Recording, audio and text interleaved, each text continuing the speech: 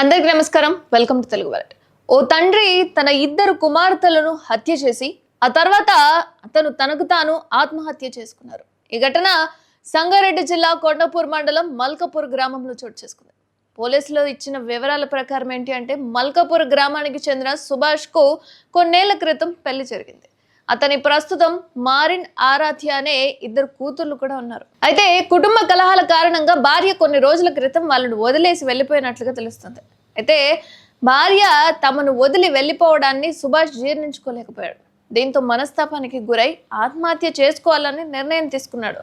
ఇక మొదటగా తన ఇద్దరు కుమార్తెలను ఇంట్లోనే ఊరేసి హత్య చేశాడు. ఆ తర్వాత తాను కూడా ఇంట్లోనే ఊరేసుకొని ఆత్మహత్యకు పాల్పడ్డాడు.